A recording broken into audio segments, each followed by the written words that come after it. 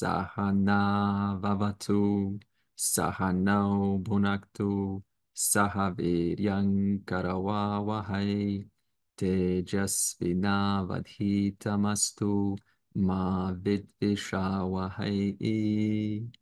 Om Shanti, Shanti, Shanti. Welcome back to our second session. Last week, we have commenced this course and we have begun with stating the purpose of the Gita Dhyanam. The word Dhyanam is praise or meditation, so it is giving invocation to the Gita. The purpose of the Gita Dhyanam, which we are discussing now, is to answer the question, how will this book help me? Why should I take interest in the story? And it brings it to you. It relates these characters to you. So this way we can kind of get a little bit more intimate with these characters, that they are not some people out there once upon a time. They are archetypes, which we all have. And we will see how so they are archetypes and how nobody is sort of, free from these archetypes. There's times when you have a little bit of Dhritarashtra in you, a little bit of Duryodhana. Next moment, Yudhishthir. And so the whole teaching is to become closer and closer in terms of your perception, how you love yourself, how you experience the world, how you perceive the world, how you deal with challenges. All of this is in the light of what Krishna is showing us. And so this is the teaching that it wants to show us. And we stopped at verse 3, which stated that the earth, it was a nice example, is like a wish-fulfilling tree. And this is a common passed on metaphor. You can find this in the Bible, this wish-fulfilling tree. It's quite common, actually. If you are into philosophy and you look at these metaphors, you will see that they are not just pertinent just to one text, they are just passed on. And Krishna has an analogy where he says, on one hand, I hold a whip, and on the other hand, I hold the book of knowledge.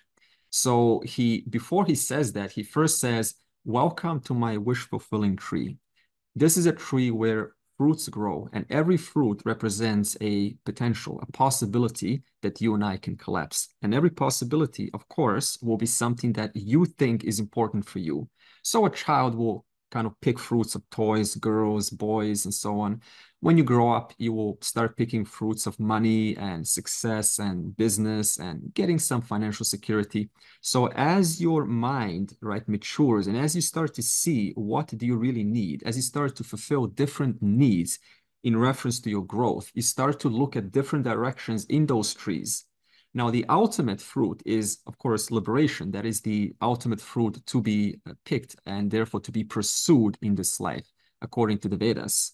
And so if you think about it, there are millions and billions of people, little climbing up different branches, and sometimes they stay on those branches and they fall down. And then they get hurt, and then you say, oh, this was not a branch for me, or maybe I did something wrong, and then I have to now refine my responses to learn how to stand on this branch, because I did not create this wish-fulfilling tree. The tree is a creation of the macrocosmic, of the Lord, and therefore the Lord, Krishna. So who does Krishna represent? This very Lord, Ishvara, which means the cause of the universe. Ishvara, the cause of the universe. This is a Sanskrit term for the Lord. And he is the one who sets up these laws and rules, and which by aligning to them, who benefits by aligning to these laws, such as gravity? You benefit. So even if you say, no, there's no gravity, what is this business gravity? It is in your interest to recognize first, what are these laws to which I need to align myself to? And then not only to recognize, because if you stop there, that's called philosophy. When it becomes useful for you is you now need to ask yourself a question. In the light of what I've recognized, how do I make my life work in the light of these laws that I've brought into my life? Therefore, Krishna wants to point out, I am the Lord of the universe. And by my mere presence, these laws and orders are established. And who benefits by aligning to these laws and orders? You and I do. And what will you get ultimately by aligning to these laws? and going through this tree of complex fruits, tempting fruits here, not so tempting fruits over there, ultimately coming to the highest fruits. I will release you from this life of becoming. So this is what Krishna wants to show. And then he further has a beautiful imagery, and he says, otherwise, it's okay because I set up the rules. So you can either sort of follow my laws, my rules, which is for your benefit. So it's not like Krishna is saying you should. He's simply putting it out on the table, and he's saying, here's how you will profit by aligning yourself to these rules. So he says, on one hand, I hold the whip. Has anyone been whipped this week? Yeah. Something we did, something we said, maybe we slipped ourselves by accident. You didn't mean to do it intentionally. But look at this. Even if it was not intentional, what happens? Does Ishwara spare you? Does Ishwara say, no, I'm going to spare you for today. I'll punish you. Well, not punish, but I'll return the consequences of your actions tomorrow. No, the laws are impersonal. It's not like the Lord Ishwara is punishing you. This language of being rewarded and punished, this has to go. This is an old way of thinking. All that is here is this presence, this intelligence. And in the light of this intelligence, when you align to these laws, you either profit or you fall down. But if you fall down, then you can always get back up. This is, thank God, which is another intelligence, order of intelligence given to you, which you can use your free will to get back up and continue finding and picking different fruits on the tree. Conversely, on the other hand, if you choose to know what the teaching is, which is what we are learning, I'll choose to align yourself to the teaching. What will Ishwara bless you with? Ishwara will bless you with a book of knowledge. And what is this book of knowledge? It is a metaphor for the knowledge that sets you free. And so this we have seen last week. Now the next question comes is, so that we speak about this Krishna, we speak about Krishna a lot. Where is this wisdom coming from, which Krishna is using to teach us? So let's see the next verse. Verse 4 of the Gita Dhyanam. Sarvo Panishado Gavo Dogdha Gopala Nandanaha Partho Vatsa Sudhir Bhokta Dugdham Gitamritam Mahat. What is the origin of this teaching, which Krishna is teaching us? And the answer is the Upanishads. Now, the Upanishads are the crux, the culmination of the wisdom in the Vedas. So the Vedas are book of knowledge. There's 4 Vedas. Categorized according to make it easier to consume. So there's Yajur Veda, there's Atharva Veda, there's Rig Veda, and there's Sama Veda. So Upanishads are sections of these Vedas which take the crux of what they are actually wanting this reader to understand. So the Vedas has sections on rituals, on prayers, on all sorts of things, how to make your life better. And you can use this for practical reasons. But ultimately, these Vedas also have a section called the Upanishads, or the Jnana Kanda. Jnana Kanda means knowledge. And this knowledge is what the Vedas ultimately wants to show you. And it says that all of these karma kandas, all of these actions, that rituals and prayers, they are wonderful and they're very important because they enrich your life. And their purpose ultimately is to help you to gain discernment, to gain enough dispassion, enough maturity, enough discernment, enough purity of mind, so that by the time you come to the second section, Upanishads, you actually are ready to assimilate what they are pointing out. You are available to listen and to relate to what the philosophy is talking about. Otherwise, what happens is the mind sort of has these needs for actions and prayers and rituals. And by the time it gets to the Upanishads, what happens? It says, well, this is not relevant for me. This is just all theory. It's all just intellectual knowledge, but it's not. It's actually talking about you. It's talking about a much bigger reality. And so the verse says, the Upanishads are like the cow. Okay, so there's many cows because there's many Upanishads. There's not just one Upanishads, there's many Upanishads. And who is Krishna? He is the Dogdha, he is the milkman. So what is Krishna doing? He is going up to every Upanishad cow and he is extracting the milk from every philosophical text called the Upanishad. And what is the bucket? Where is he collecting all of this milk? From the crux of all of these Upanishads, Kena Upanishad, Katha Upanishad, Brihadaranyaka Upanishad, Chandogya Upanishad, so many of them. So every one of them he's going up to and he's extracting the milk into one nice, beautiful bucket. And then he takes a label printer, he types on Bhagavad Gita, and he puts it onto this bucket. And therefore, the Bhagavad Gita is the milk of all of this philosophical text. And for whom is this milk for? It is for the child who is Arjuna.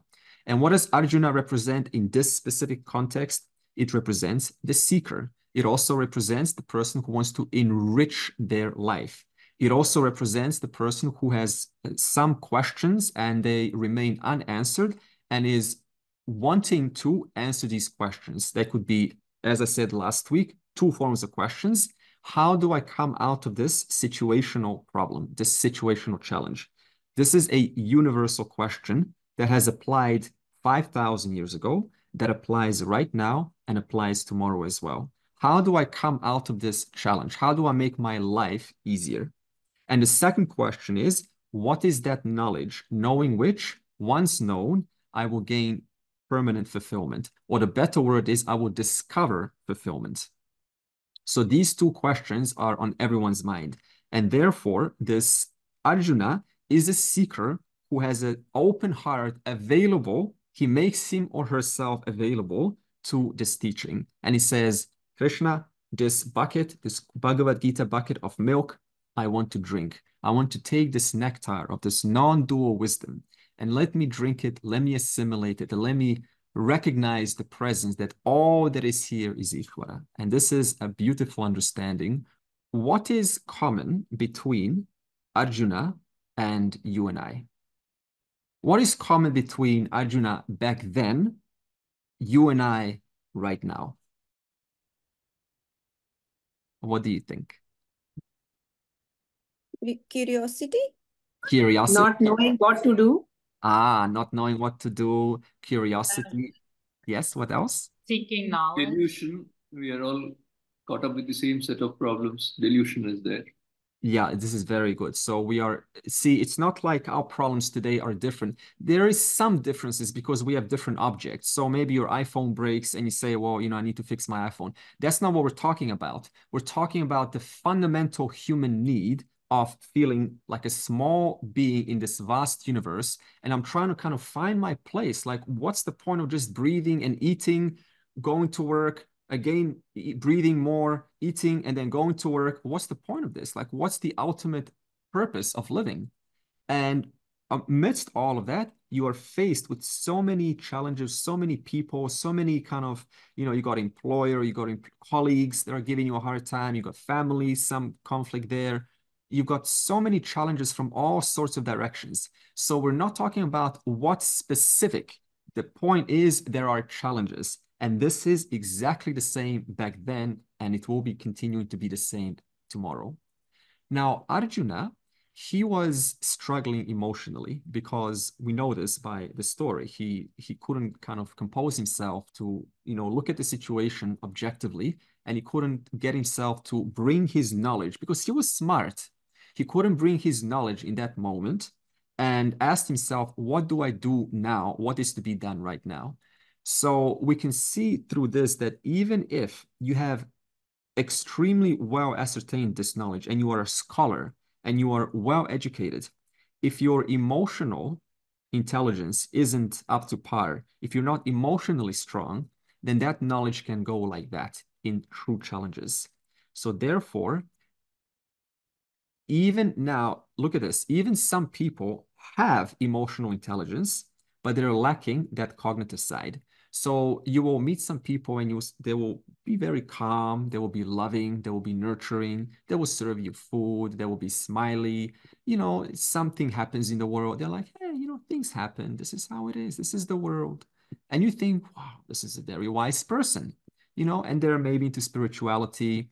And they're just sort of flowing, gliding, and you go, wow, such a wise person. But if you kind of, probe a little bit, if you have this conversation, you will see that there is some cognitive lack. They don't quite understand how things are. So an easy way to kind of skip that or to, is just to put yourself in some bubble. Everything's okay. I love everyone. I have my family. I've got my job. I've got my business, very smiley, no problems. But you still secretly don't understand, where do I come from? How did this universe come? What comes before time and space? What is my relationship to the Lord? What is God in the first place? Is it some concept? Is it something that we believe? Can it be known right now? Or is it something to be known in the future? Is it someplace over there, some Vaikunta? Is it all that is here is Ishvara? What's going on? I want to know this. And the way that the human being is designed is you cannot rest until every one of these existential questions are sorted out. That's the way how it's set up. Ishvara doesn't allow you to rest until you answer these fundamental human questions of, how do I solve intelligently this challenge that I'm being confronted with, and what is my relationship to the Lord? What is our relationship to all of this? What place do I have in this universe?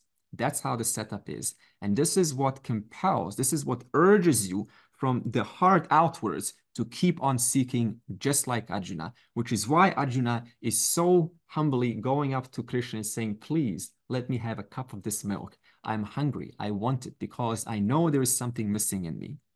And so this way, what the Bhagavad Gita wants to say is that it answers both questions. It attends to your cognitive needs, and it also attends to your emotional needs. Only then is the teaching complete.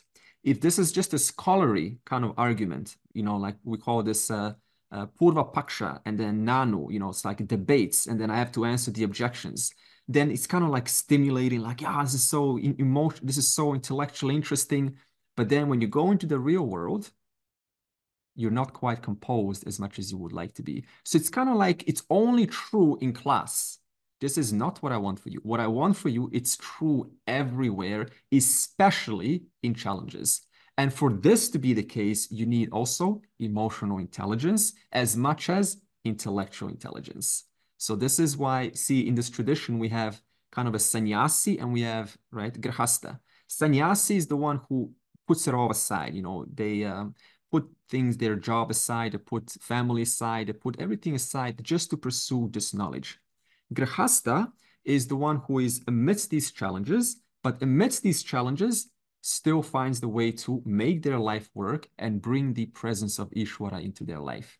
And so both of them lead to the same result, but Grihasta, in some way, you can say, has an advantage. And what is that advantage? Tell me this.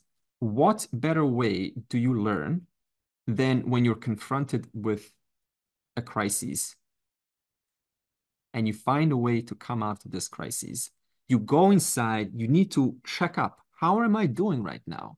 What am I thinking in respect to what's being confronted? And you come out to the other side. And when you do, you are happy because you have grown so much. So this is where we have an advantage as a grihasta, because life teaches you, it makes the mind very sharp. Because what makes your mind sharp other than crises and challenges and solving those challenges? So this is the advantage. So both have their advantages. Okay. Therefore, now the question is, who is Krishna? So this is what the next verse wants to talk about. Unless you have something to say, some opinion, comment in respect to this How verse. do you get that emotional intelligence though? I guess, so you can apply it when you're faced with challenges in the real world. Like, how do all of us who are still learning and just starting on this path get that required emotional intelligence? Yeah, so this is an excellent question. And see, there is several ways to answer this, but I'll just answer one way. You have to first ask yourself, what is emotional intelligence?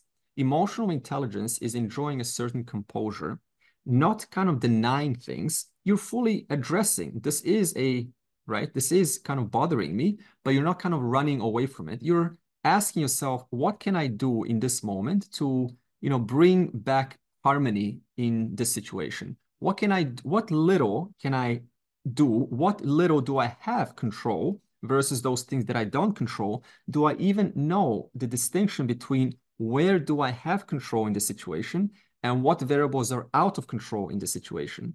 Because what happens most of the time is we spend majority of our time and energy and effort on what I can't change. Did you notice this? What I can't change. So something arises in your life, and then you think all of the things that are not going to work out, how, you're in this place and you're a victim, and, all of these thoughts of what I can't change, and you say it for a moment, wait, if I have the capacity to think this much, then I equally have the capacity to start thinking, what little could I do right now? Who can I go to and ask for some support? What can I resolve here? What is it that I'm ultimately seeking? And if you kind of dig deep down, you will always recognize it's peace. You just want to bring yourself back down to peace, contentment. So the person has to ask themselves, what then is required on my part right now so that I can bring some peace and contentment in respect to the situation? So this is one way. And there are many other ways, which one of them I will share in the upcoming verse, which is called knowing what the facts are and what is an advice. And you have to know the difference between a fact and advice. And this will be the second part to your question. I think it was Sharmili. Sharmili, was it? Yeah, that's right. Yeah, so this will be the second part to your question. But as we go through this text, we will see so many methods how to bring emotional intelligence into our life. So this will be answered throughout the entire text. Vasudeva Sutam Devam Kamsachanura Mardanam Devaki Paramanandam Krishnam Vande Jagadgurum. So the question is being posed, who is Krishna? And it's explained in the verse that Krishna is a Jagat Guru. That means the guru of the entire universe. So not just here, not just in India, not just in Europe, everywhere, for everyone, because it is a universal teaching. It's not a teaching that sort of only applies at a specific time or to a specific culture. It's a universal teaching. And the question then is posed, what is universal? What is so universal about Bhagavad Gita when the world has changed so much? Because this text was written a long time ago, and we are in a modern world now. So we need to ask, why should I listen to a book that is written thousands of years ago when we have so many new kinds of challenges which didn't exist back then? So it's a fair question. And the answer is every human has a fundamental need, a fundamental surge for fulfillment. Every human being gets born into this world, and through the course of time, you start to see around that people have a lot of things and I don't have, and then you start to sort of compare and say, why do I have this much? Why do I have that? And why don't I have more? But if you kind of look at their life too, you also recognize they have the same kind of questions because there's always someone else you can look yourself against. And every single human being is generally experiencing this sense of confusion. Like, why is my life not working? Like, if I have total control, then why is my life not working? And if I did have total control, then logically my life would work from morning to evening if you were in total control. Think about it. Is it like that? No. So the person comes to see this. This is a fact of life. If I really was in the driver's seat and had total control and was the master of my destiny, this is what you often hear in the personal development courses, right? You know what? Apply some law of attraction, throw out the thought into the universe, and let the universe just bring it to you. Now, I'm not bringing this down. There is some truth to this, but it's sort of blown up to such a proportion as it implies as if you have total control from morning to evening for the rest of your life. This is not the case. And the person comes to recognize that, no, what I really want, in fact, the person finally acknowledges, I cannot stand my smallness. I cannot stand my limitation. I want to live forever. How? Miserable? No, I want to live forever happy. Do I want limitations in my life? Any form of limitations? No. In other words, the mind, by picking those fruits on the tree, comes to recognize no matter how many fruits from the tree I pick, there is one common thing. Still, I'm going to die. No matter what fruit I pick, never fulfills me completely. And every fruit that I pick doesn't remove my sense of inherent limitation. It doesn't remove this itch that I want to keep on scratching. This is called desire fulfillment, one after another, that I just want to keep on scratching because it bothers me. Now, just for the person, if you think about it, to keep seeking one after another, what does this imply? There's something in you that tells you, I haven't found it yet. That's why you're seeking. That's why I say it's inbuilt. The program's inbuilt. Until I find the solution, I will keep seeking forever. This is a common universal experience in the Bhagavad Gita times, in the modern times, and in the future times. Are you relating to me? Yeah. Therefore, in that sense, it says, what is Krishna here? The Jagat Guru, the universal teacher whose teachings solve the universal problem, and that is, I cannot stand my limitation. And for that reason, I want to keep on looking, hoping that this next fruit on the tree is going to give me my salvation. I cannot stand the fact that I'm going to die. And even if I know that I'm not going to really die, but someone's going to I'm going to be taken care of, still there's an anxiety. Where exactly will I go? That's another limitation. And even if you are sort of okay dying and, you know, your life is full of people and full of a lot of, cakes and sweets and all of these goodies in your life, still you experience a sense of limitation. And it may not be affirmed directly, but there is a limitation of, hey, I'm just not, I could be more, right? I could be more. And it's very tricky, I tell you, because suppose a person, like you have a king or a queen, and they're inside a castle, and they're surrounding themselves with ministers and food and lots of ladies, right? And all of the goodies in life. And you come to them and say, are you relating to these three? Well, they will probably say, yeah, but this is not my concern. I've got everything I need. So if you think about it, if you really have everything, this is not always an advantage because it gives you a false sense of security as if everything's okay. So the person ends up going, hey, everything's fine. I don't need this Gita. This is talking about limitations and death. But you're so surrounded by flair and glory and sweetness of life, you totally just forget about the whole thing. So being born as a human being on earth with challenges has major advantages. And what is the advantage? Challenges compel you to seek. So this is why in the Vedas, we don't have such thing as privileged, unprivileged. There is only Ishvara here, and you are endowed with capacity of free will, and you have every moment to exercise that free will in the light of what is going to uplift you or something that is going to kind of make your life much harder, and it's going to be a very hard ride. So anyone that you call privileged, why are they privileged? They're privileged because they're exercising the use of their free will in the light of the book of knowledge.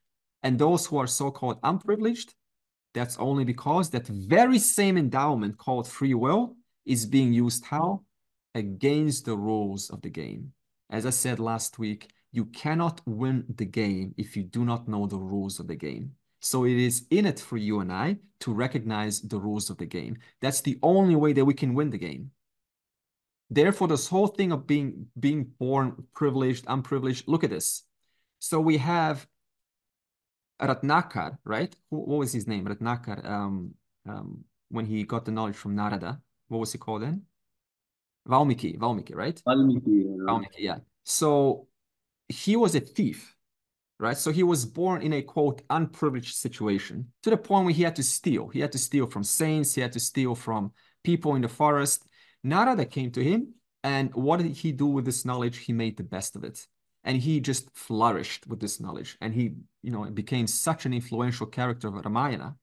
Whereas you got Ravana, who was a devotee of Lord Shiva. He was a scholar. He had all of this education. And somehow he lost the plot. And what happened? He went down the drain. So it shows you that there's no such thing as being born privileged or unprivileged. The point is, every individual is given the same capacity of free will. How you use it, which branch you choose to go onto and get off, is entirely up to you. So that's why we call Ishvara an entirely fair system. It's entirely fair because everyone's given equal privileges. It's not like Ishvara is compelling you, no, you're going to fail. No, you're not going to get it. No, you're going to, sort of go through this hard pain. You always have some level of control. And this is the privilege of being a human being. And what is that control? You can change your attitude. You can learn something from your downfalls. You can uplift yourself. Every crisis is an opportunity to learn and uplift yourself, to become stronger, more clearer, to ask, Lord, what is the lesson here? I'm not getting it, but whatever the lesson is, may I get it so that I become a stronger, more discerning human being.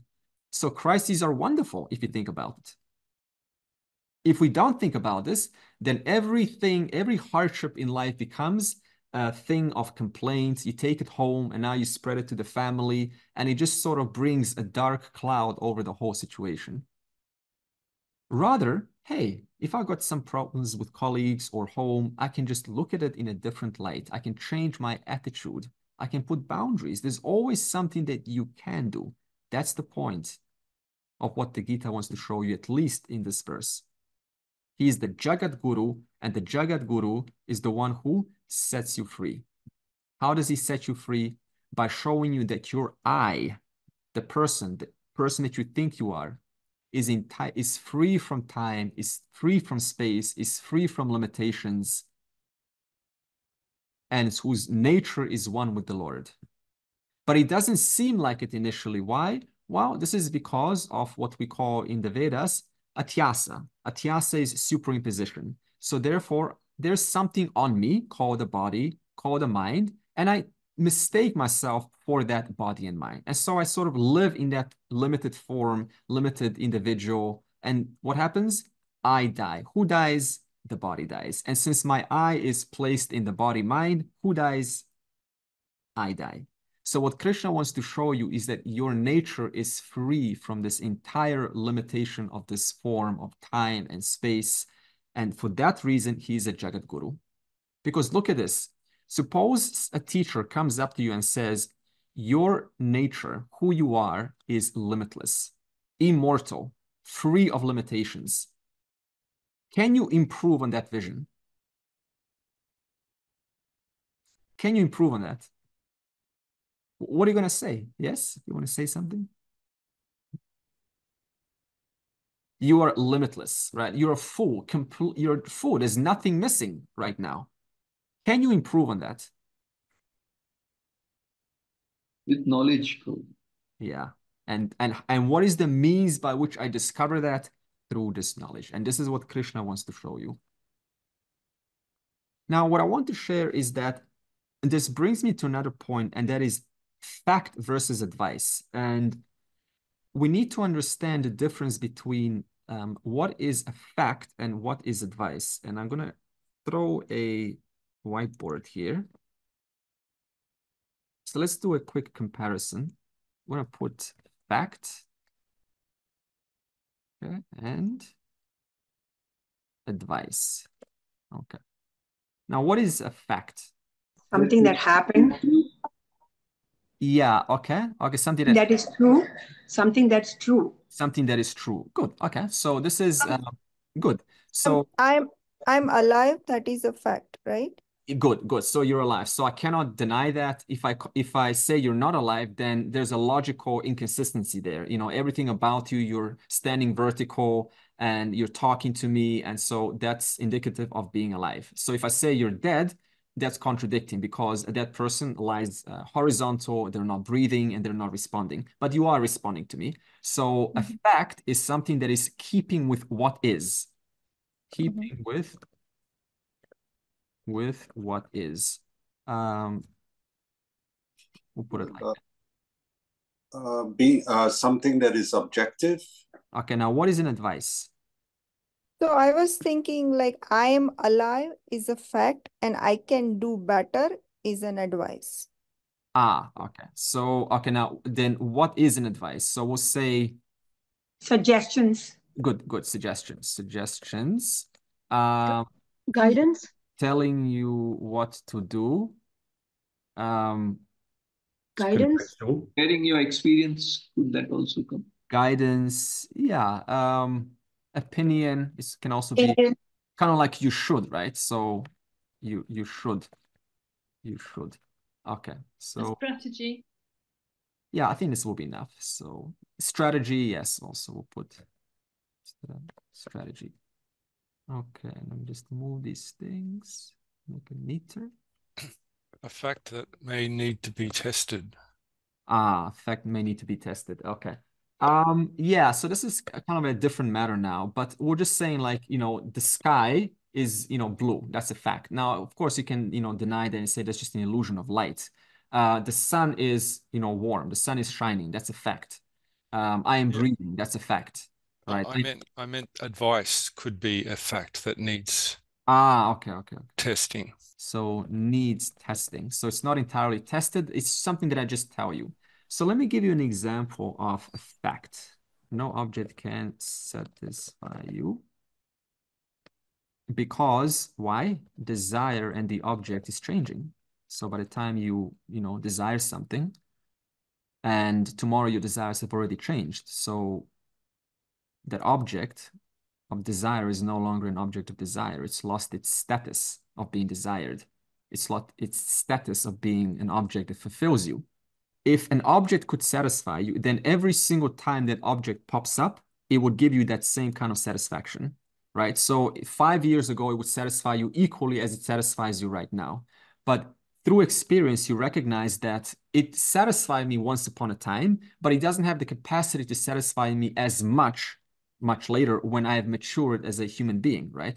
So the more you mature, those objects of satisfaction, they lose their power to fulfill you. Secondly, the reason why no object can satisfy you is that your mind is constantly changing, right? So you're depending on that state of mind, which was desiring that object, but one day later, your mind is changed. So, right, the whole thing about what is going to fulfill me, the whole idea has already changed also. Okay. Now, suppose I give you advice. What is the advice version of no object can satisfy you? If you reach your goal, right. you'll be forever happy. Reach your goal, you'll be forever happy. We could also say, common one, don't desire. Be detached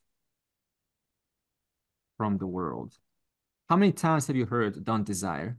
Desires are whatever the connotations are. I should not desire for myself. Is that possible? Not to desire for yourself? No. No, really. I mean, just to kind of want to sleep, that's a desire. To wake up is a desire. To want to eat is a desire. To want to improve your life is a desire. To want to attain moksha is a desire. To be in this class is a desire. To solve your problems. It's kind of contradictory to the objective of human life. Yeah, desiring. Exactly. So it contradicts the human experience because it is not something that you created. You come as a human being endowed with 3 powers: Icha Shakti, power to desire; Jnana Shakti, power to know; and Kriya Shakti, power to do. This is endowment to every single human being. Yeah. Is there someone here who doesn't have power to desire? No. Someone who doesn't have the power to do, to act? No. Is there someone here who doesn't have the power to know things? No. You can't help yourself. These 3 powers are given to be a human being. You have these 3 powers. So what I want to point out here is that the Gita is a book of facts. It's just telling you what is, rather than telling you you should. Another example is I could say, okay, common advice is like this.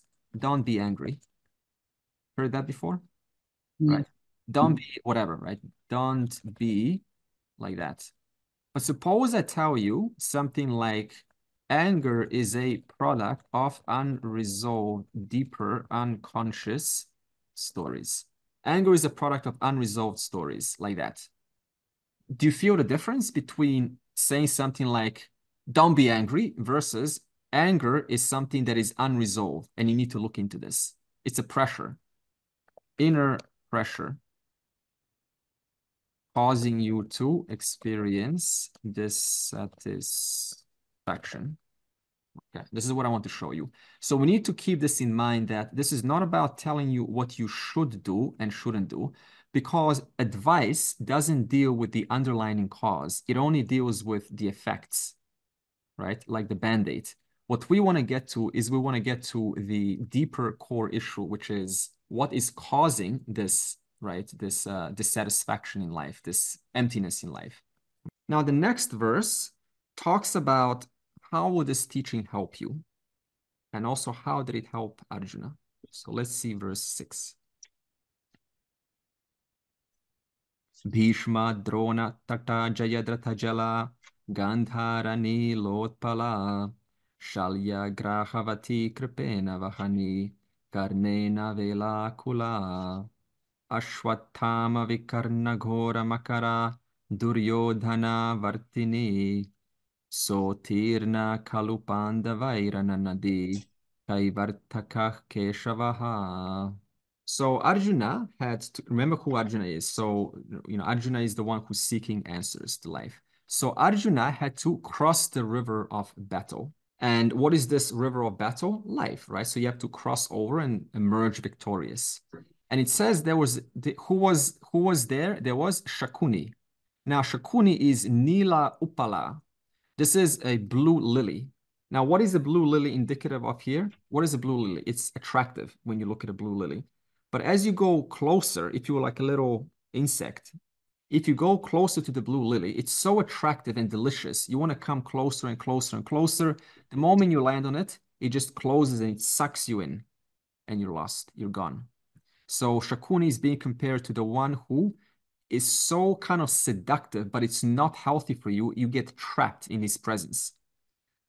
And then Duryodhana is compared to a whirlpool. Now, what is a whirlpool? It's something that, or whose force is so strong that it just takes you in. Those characters in life whose presence is so strong that when you come near, it just takes you away from your center. So Duryodhana is being compared to this kind of a character. And Ashwathama and Karna are like crocodiles, Ghora. So what is a crocodile? Those ones who, once they grab you, they don't let go. And you need to now negotiate your way out of it because it's such a powerful grip. So it's kind of like when some situation in life grabs you and you want to, kind of negotiate your way out, but it's not so easy. So you have to take the extra mile to put yourself out of the situation. So then it says, and Arjuna had to cross this, and it seemed like an impossible task because he's got crocodiles, he's got whirlpools, he's got these blue, beautiful lilies, and all of these challenges, but he was able to cross it. Why?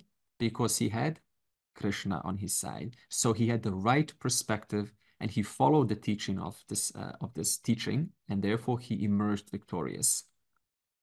And then he continues and he talks about Drona and Bhishma. So Drona, remember, is the teacher of Pandavas and the Kauravas, teacher of Arjuna, and Bhishma is a grandsire of Arjuna. And what does this represent? Well, we all have people in our life who we love dearly. They are just close to us very much. But through time, you somehow distance yourself, something happens, and you find them suddenly on the other side of the bank. And you go, what happened here? And you realize, wow, we've grown apart. We've come different. Like, I've grown so much and I've evolved and the other person hasn't quite, followed you along. And so you find yourself suddenly these people like Drona and Bhishma, I love them so much, and yet they're on the other side of the bank. And you kind of like, you feel something about that because you had such a nice story with them, but the reality is such that you're distancing, you're moving your way, and they're moving their way, and you can't stop it because everyone has their own individual paths to play on Earth, and this is a fact. So you cannot quite say, hey, come over to my side. For whose sake are you doing that for? For your sake. Is that in their interest? Not necessarily. So this is something that happens. We want to now get them onto our side. No, come, because you make me comfortable. But the question is that really what the other person needs? This is something that you have to ask. Otherwise, you're doing it sort of, for your own comfort, but disregarding the well-being of the other individual. And furthermore, Shakuni, so remember Shakuni is like this blue lily, right? Seductive and attractive, but it sucks you in. So Shakuni, who is Shakuni? The one who says sweet things, but doesn't wish you well. This is another archetype in life. So on the outside, they're like, oh, you're such a nice person. You're so lovely. Come over. I like you. But inside, how are you? Oh, that's nice. But inside, there's no real connection. Like, I'm not really concerned about your well-being. It's just something that I say, how are you, or what you're doing. So I'm not really connecting with you deeper. It's like a mechanical thing that we say. So Shakuni is one of these characters who say sweet things, but behind the back, they don't quite wish you well in life. And if something happened to you, they would maybe even be a little bit joyful about it. But they're not quite on your side. But on the outside, there's this nice spiritual smile. You've seen this before? Hi. It's like no matter what, atomic bomb, right? So this is incongruent with what's going on in the world. So this person is not entirely keeping with, someone said, is not being objective, is not keeping with the emotions. There's a story which my teacher said. There was a marriage procession, and it was in India. The mother was into Bhagavad Gita.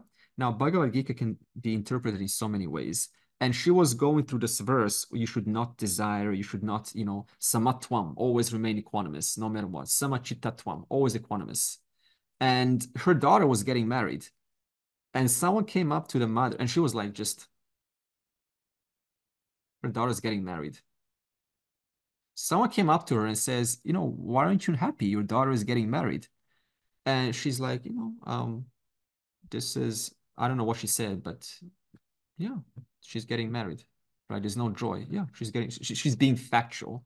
She's getting married. You see this? Cognitive, lacking emotional. So this is the kind of person that you have to deal with. And this is what creates disbalance in life. It makes people awkward. It makes others sort of unable to connect with you because you're looking at it from one perspective, missing the other side to it. That's why we say Gita is both. It's not just a matter of saying, have a samachittatvam, equanimous mind, and that's the end of the teaching. It's nuances. So Krishna represents this person who is full of joy, but is also able to be very smart and make the right decisions. So this is a man or a woman of intelligence and also emotional intelligence at the same time. Therefore, this means that we have a range of people that we have to deal with. And you have to be clever and you have to negotiate your way through so that you don't disturb the status quo, but also you fulfill your own needs, but also you don't disregard their needs. And you have to be very intelligent how to do this. It's not so easy as just saying, I want it my way or the highway, because that makes the other unhappy and you're related to them. And that makes now this whole aftermath of this service, and it's kind of, you have to deal with that later on. So you have to navigate yourself little by little. And what the verse is also saying is that the more successful you become in life, the more people like Shakuni and Duryodhana start to show up. They become envious of you. You've done so much work, so much hard work, so much studies, right? You know that you're a hard-working person. And you kind of expect, hey, I've done my work. And you go into the world and you find people don't like you. You find people got problems with you. And you have to negotiate your way out of that. And now you say, maybe I shouldn't say what I'm doing, how successful I am at, what I've done, because it doesn't always mean that others will respect you. They will like, oh, I'm envious, I'm jealous, and they will say something nasty and they will discourage you. So you have to again be clever how to show up in the world so that you don't scare people off. This is another thing that we need to look at. It's not so simple as just saying, yeah, I'm this, I'm that, I've done this. You know, people are like, oh, you know, wow, whatever. And then they walk off and you're like, is something wrong with me? And then you take it personally and then you don't want to share it at all anymore. So it becomes a problem. And then you learn through time, I need to wiggle my way. I need to be clever how to show up in a way that I do show as I am in my authentic self, but at the same time, I don't sort of just completely dumb down all of my qualifications because then no one's going to be interested in you. It's like, oh, just another person. So you need to find a middle way there. And eventually what happens, you come out to the other side of the bank. In fact, it's not a one-off, it is a constant crossing to the other side of the bank, day by day. And what happens is if you have Krishna's teaching, the verse continues, you have the right perspective, then you can know what is to be done and you can come to that last moment of life called death and you can say, Lord, I have followed your advice. I followed your teachings. I followed your methodology. I've done the best that I could. As Isha Upanishad says, this is beautiful. Last one of the verses, I think it was one of the middle verses in Isha Upanishad. Lord, I have lived my life to the fullest that I could. I have done all that I could. I am now ready to go. Wise or not, you now decide what is to be done with me. Very humbling way to live. You're not kind of arrogantly saying, oh, I am enlightened, you know, now there's no more rebirth. Humble. Lord, I have done the best I could. I have lived the teaching. I have made some mistakes. I'm sorry if I have injured some people. All I want is freedom.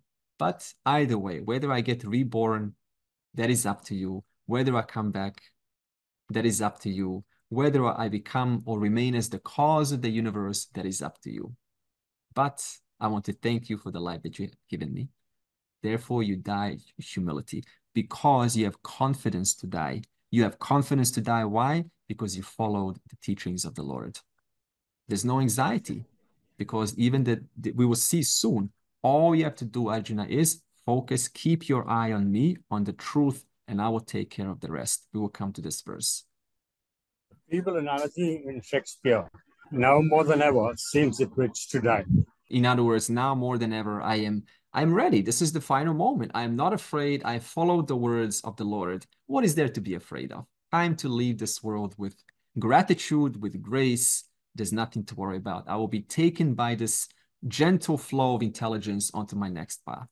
So there's nothing to worry about if you live to the word of the Lord. What are some of the indicators of your spiritual progress? Well, there are several. One of them is that you're able to retain your composure throughout challenges. So whatever shows up, you have a certain, right? The knowledge doesn't leave you. The knowledge is still there. You do what has to be done, and then you move on.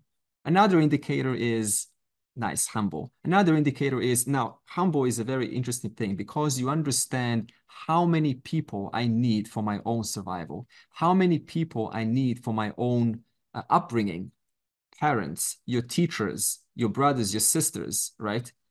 Farmers who you never met, who are putting the food that you're eating on your plate.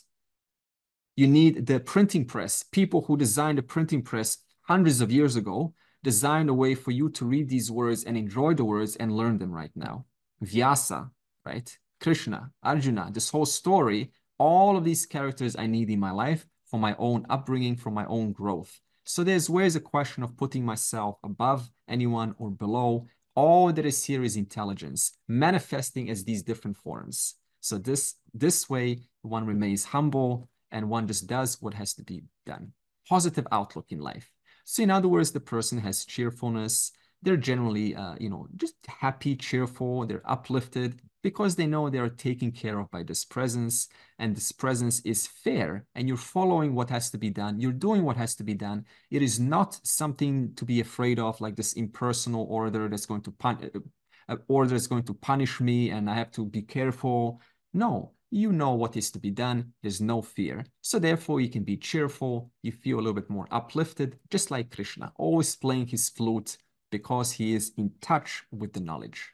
So these are some of the spiritual indicators that show you that you are actually growing. Number one, your outlook on life is more cheerful, more enthusiastic. And number two, even though challenges keep on presenting themselves to you, you're able to navigate them, go through them without losing perspective of this knowledge, without losing your connection to the order.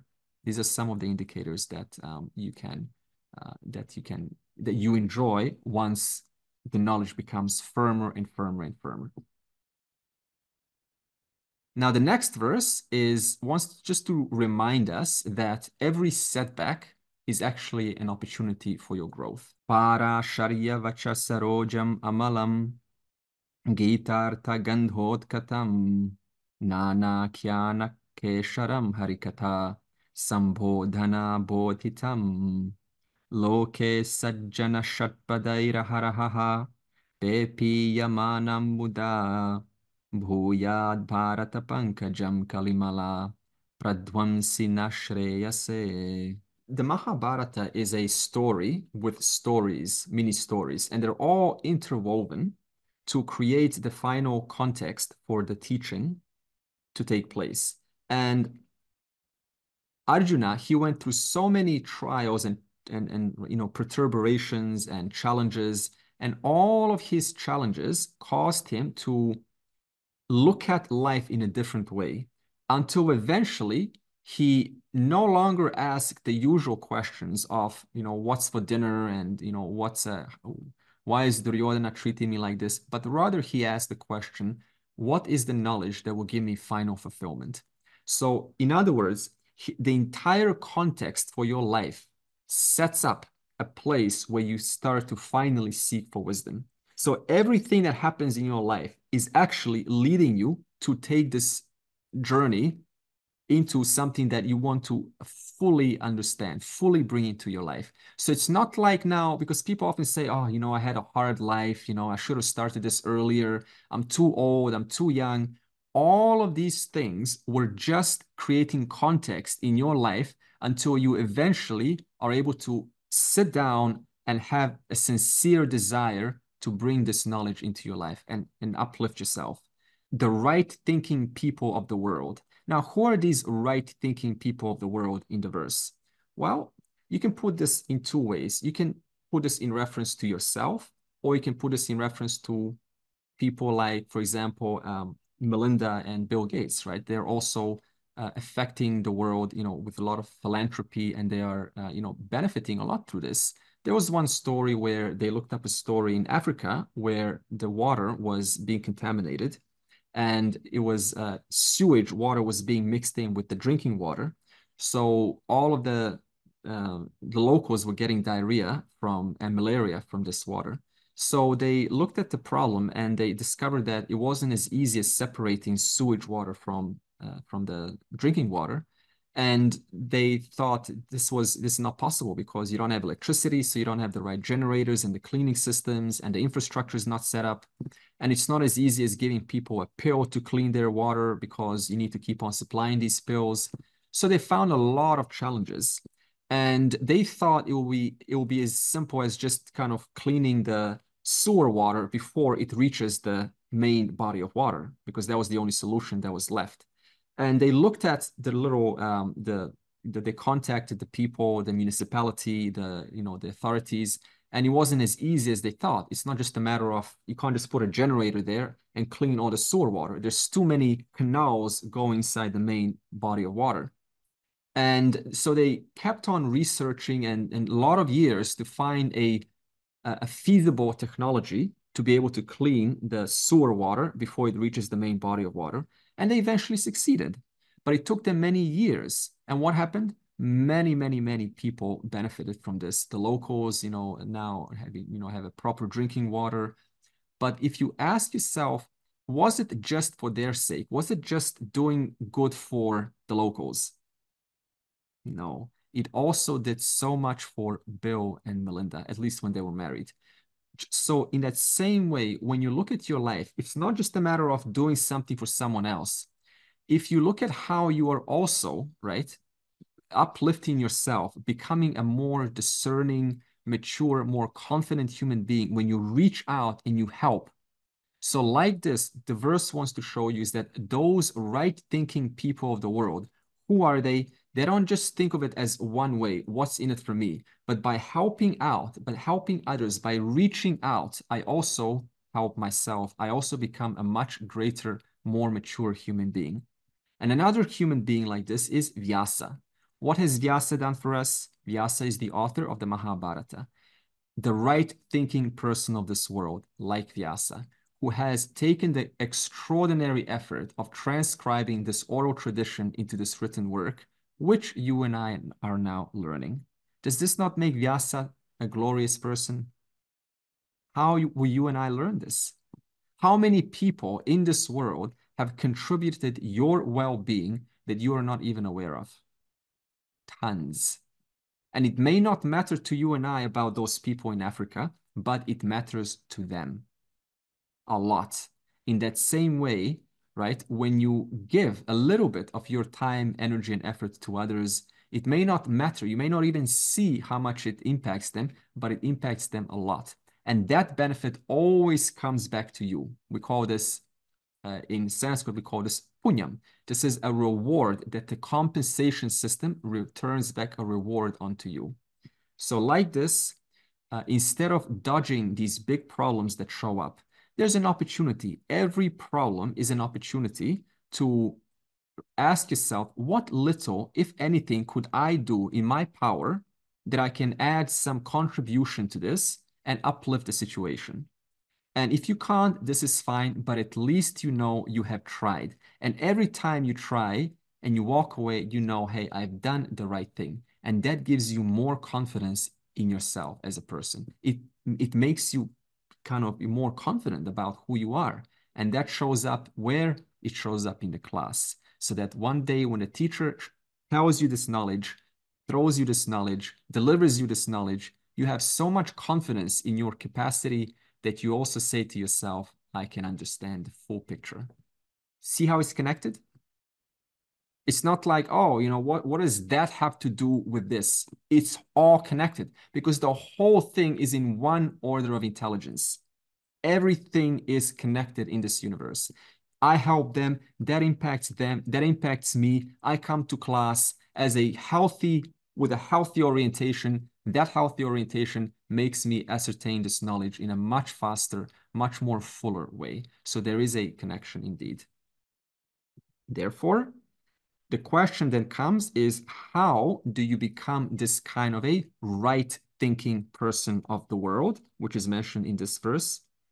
The next verse will answer that and say it is done through Lord's grace. Mukam karoti vachalam pangum langhayate girim yat kripatamaham bande paramananda madhavam.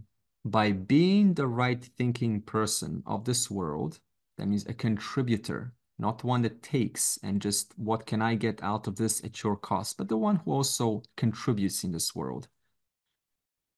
What do they ultimately receive? Lord's grace.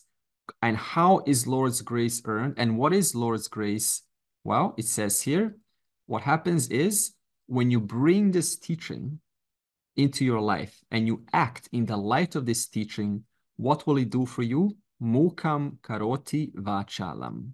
In other words, that one who is unintelligent, grumpy, or they make a mistake, they fall down, they kind of goofy, unintelligent, grumpy, they don't kind of want to grow up.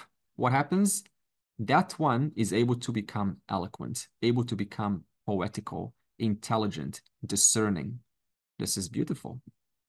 Anyone who studied the Gita before knows one statement, one verse can change your life dramatically. It's able to take you on a quantum jump entirely. One verse. Someone has an iPhone, has a hand? Yeah, that's me. My name is Prerna. So this verse, is it applicable in the current times as well? It's not like the Gita is talking about what happened once upon a time. As I said, it's talking about the universal human condition. And that is, I feel like a small individual and I want to remove the sense of limitation. And to do that, you need to go through a journey. And that journey cleans up your mind. It, teaches you emotional intelligence. It, brings discernment in your life. All of these things, how can you not benefit from this? You see? So this is always applicable in all times because emotional intelligence, composure, tranquility, peace, intelligence, what is going on right now? What is my connection to the whole? This is always true. Therefore, this teaching is universal. That's why we said previously, Krishna is the Jagat Guru, the universal teacher in whom whoever learns from it always benefits in some way for themselves. So it does teaches one to help others without thinking of their own benefit. When you reach out to someone in the world, or if you are helping someone, probably don't think about what is in there for me, that kind of mindset. Is it the part of the verse? Is my understanding correct? If I understood correctly, see, when you help someone out, you can only do what you can do, right? And based on the information that you have. So you have to know some information about what their needs are, what problems they're going through. So on the basis of that information that we receive, in that regard, we can reach out. When I go overseas, someone will come up to me and they will ask me for money. And then it's a kind of a thing that you put on the spot. Should I give them the money, or, are they a scammer? Are they just presenting this case where they want to make me feel guilty holding a baby and just want to get money out of me? Well, what I learned is that you don't have to feel guilty to say no. As long as you have some other means of contributing that you believe in. I mean, for me, it is online donations. There are many online donation charity funds that you can give to. This I believe in. And for this, knowing that I'm giving and helping and reaching out this way, I can say no to other means because I don't know what their intentions are. This is one way of how you are managing the situation when you want to reach out. So it does require some research on your part before fully reaching out and asking. Sometimes people ask you for advice and you give them too much and you see they haven't done anything with this advice. So then you have to now change your approach. How much are they ready to receive? And did I ask them enough questions? Is this what they really need? Or I'm just kind of pouring it all out onto them. So you have to, find your way as to what their needs are. And pangum langhayate girim. In other words, someone who's got difficult in walking, they can now climb big mountains. Please don't take this literally. It doesn't mean someone who's wearing crutches, suddenly they go and do Himalaya trip or over the mountain Everest. This is metaphor. In other words, there was once a story, I don't know how true it is. There was a grandmother who, she was walking out of the store and somehow a child was caught underneath the car because the child was crawling on the road and the car didn't see the little child. And the child some limb was stuck underneath the tire. And the grandma, found story of Forrest Gump. Is that a true story? I don't know how true it is. I hope it's true, right? But it's just an indicator of what's possible. She had so much concern for this little boy or girl, right? That she just reached over and she found the strength to pick up the car because it was coming from some different place. So whether the story is true or not, I don't know, but we know those situations where you collect yourself and you're able to cross things that you never thought were possible because you found that inner motivation. Look at Stephen Hawking. He had a neurological disease which eats up the muscles and the spinal fluid and the spinal cord, which disables the person from walking. What did he do? He made a quantum jump. He decided, well, this is what life has given me. How do I make the best of this? So he found that inner fire of enthusiasm, and he became one of the greatest, most eloquent scientists and thinkers of our time, confined to a wheelchair. As I keep saying, there's always something that you can do. So like this, we see that this knowledge, for him, it wasn't the Gita. For him, it was science. So what did science do for him? It made him cross mountains. It made him turn eloquent. How so? Being confined to one place. Now let's think. So in that same way, the Gita can do the same for you and I. And therefore, the verse is showing that grace, to be given grace, it is something that is earned. It's not something that you sort of pray for. Praise part of it, prayer is part of it, but it's something that you do through your own efforts. Grace earning is something that you do through your own efforts. What kind of efforts? Efforts that are keeping with the rules of the game. That is what graces you. Verse 9, who is Lord Krishna? Again, Yam Brahma Varunendra Rudra Marutaha Stunvanti Divyaistavaihi Vedai Sangha Padakramopanishadaihi Gayantiyam Samagaha Dhyana Vastita Tadgatena Manasa Pashyantiyam Yogino Yasyantam Navidussura Suraganaha Devaya Tasmai Namaha. So who is Krishna? Krishna is Ishvara, the Lord. And it is, what is the Lord? It is all that is here right now. It is obtaining as all this. This person, the chair you're sitting on, the clouds, the air you're breathing, the space, the whole thing is Ishvara. And what else is Ishvara? Not only the forms, it is also all of the laws that facilitate the interactions between every form that is manifest right now, right here. Now, the verse wants to say that it mentions three words. What is Ishvara? The creator, Brahma, the destroyer, Rudra, and the elements, Varuna. So what is this? And they are called Devatas. So what is this Brahma, Rudra, Varuna? So when you have this Ishvara, this intelligence, and it manifests as from different standpoints, such as what digests your food, the enzymes, such as recalling ability, such as remembering, such as ability to see. These are all aspects of this one intelligence, which we call Devatas. And in this case, one aspect, the creator, the one that's creating your new cells right now in this moment.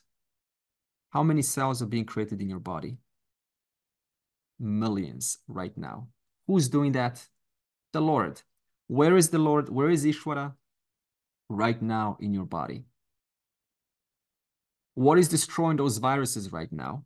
Those damaged mitochondria which are being repaired. What is doing that right now? What is destroying those malign cells? Rudra, the principle of destruction. Where is the Lord? In your cells right now.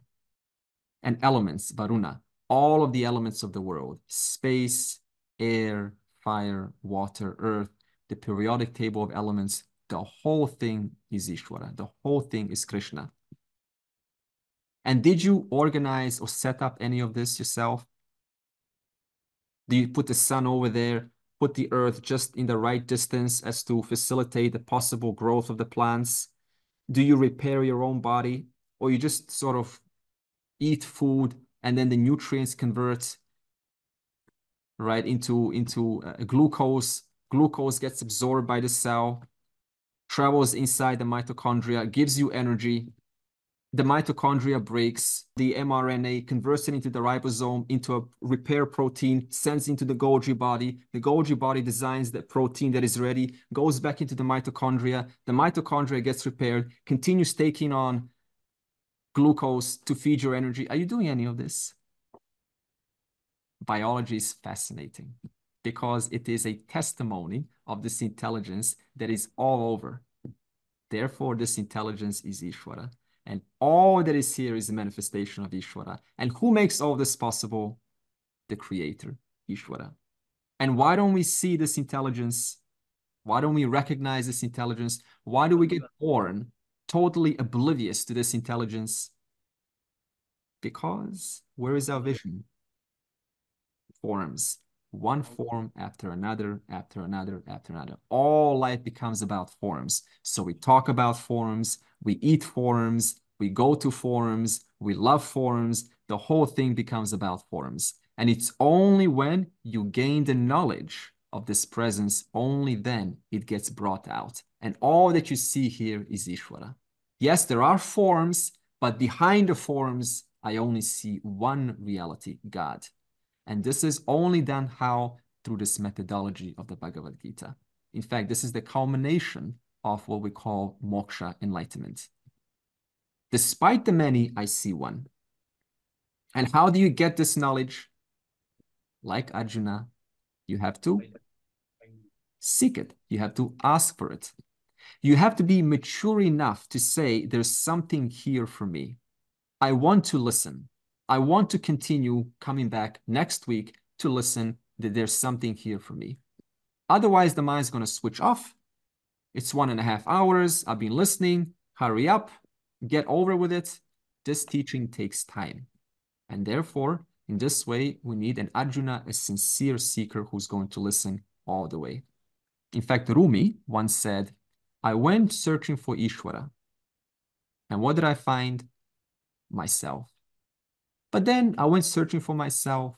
What did I find? I found Ishvara. In other words, this is a man of wisdom. It shows you that all that is here is one. My reality is not different from the Lord's reality. And this is the culmination of the Bhagavad Gita. This is called moksha. All that is here is one. And my reality and Ishvara's reality, they're not different. So this is the pinnacle of this knowledge of the Upanishads. This is what he wants to show you. In fact, this is the purpose of the Gita Dhyanam before I close. What is the purpose of this Gita Dhyanam, which I've now concluded? It is to create the right mental mindset to be receptive to this knowledge. Everyone needs to be prepared to be sort of give a little pep talk, a little sales pitch, why to go through this text. And lastly, I want to share this. When was the Bhagavad Gita written? This is a common question. This question cannot be easily answered because India has a different dating system than in the Western world. They have Satya Yuga, right? Treta Yuga, Dvapara Yuga, and Kali Yuga. In the West, we also have a different yugas, different ages. For example, we have the Renaissance, 1400 to 1600. What happened here? You have lovely people like Leonardo da Vinci, Raphael, Michelangelo born. This is the revival of classical learning, such as arts, humanities, science, and music. And then you have the Enlightenment age, 1685 to 1815. What happened here? This is when suddenly rationale started to pop up. People started to question their old doctrines, started to use their intellect to think, to kind of question these superstitions. And then Industrial Revolution, 1760 to 1840. What happened here? The age of agriculture, not agriculture, manufacturing, transportation. You see how we go through ages? Same thing with Satya Yuga, Treta Yuga, Dvapara Yuga, Kali Yuga. So these yugas, so as to when it was written, it is very hard to say. But either way, the point is, this is an evergreen teaching. It applies then, it applies now, and always will apply. Why? Because this teaching is evergreen. What does evergreen mean? For example, Newton, we call a rishi. It's a teaching of the rishis. So what happened? Newton was sitting down and he noticed a force pulling an object downwards. And what did he infer based on his intelligence? There must be presence of some invisible force. And what did he do with that? He gave it a name. You have to call it something. You always give a name to some phenomena of reality. Even Brahman, even Ishwar is just a name. It's just 5 letters, 6 names. You have to give it some name. So in that same way, Newton gave a name to what is, to a fact called gravity. Einstein questioned classical physics. In the modern physics, he says, no, we thought that time and space is fixed. It's actually relative. He noticed this through his observation. In that sense, he is a rishi. Kekule in the 1800s, he had in his dreams, very interesting, in his dreams, he had a ring structure of benzene molecule because scientists thought that the benzene molecule is linear. In his dreams, he saw the benzene molecule as round, as a ring. And what did he do? Upon waking up, he brought this over to the scientific board, and through that, they were able to finally create new medicines, new kind of plastics, only because he saw that in his dream. This is amazing. So Newton, Kekule, Einstein, we call these people rishis. In that same way, the Bhagavad Gita is knowledge of the seers. They're all seers. This is why the headline on my website is knowledge of the seers. It means that it's not anyone's knowledge. It's just the knowledge that a seer recognizes, and that knowledge is keeping with what is. It's not a belief. It's just an observation. That's why we call it an evergreen teaching. So it's not something that you have to believe. I'm telling you, no, you have to kind of wait when you die and then you'll go to heaven. It is something that you can see right now, right here in your direct experience. And therefore, this is what, and this knowledge keeps on flowing down, just like a Ganga river, always pure, pure, pure. By the time it reaches Varanasi, what happened to that purity? Oh, yeah. A lot of contributions along the way, right? So what do you have to do? If you want to seek for the truth, do you go to Varanasi? I mean, on one way, yes, there's a lot of cool people there. But in reference to the water, it's very hard to see that purity in that kind of water. So you have to go back to the source. And where's the source? All the way back to Rishikesh or even further up. So what is the source here? The Bhagavad Gita. It is uncontaminated. It's still original and hasn't been influenced by all of these personal subjective dumpings by various individuals. And this is why the teaching works, because it is still intact, still original. And next chapter, or the next chapter 1, we will then begin we will go through this chapter and we will see the context of how the Gita came to be. Okay, so the teaching will start in chapter 2. Next week, we will go to chapter 1, and it will set up more context as to how this whole story originated. So there will be some names involved and who these characters are. Purnamadav, Purnamidam, Purnat, Purnamudachyate, Purnasya, Purnamadaya, Purnam eva avashishyate. Om Shanti, Shanti, Shanti.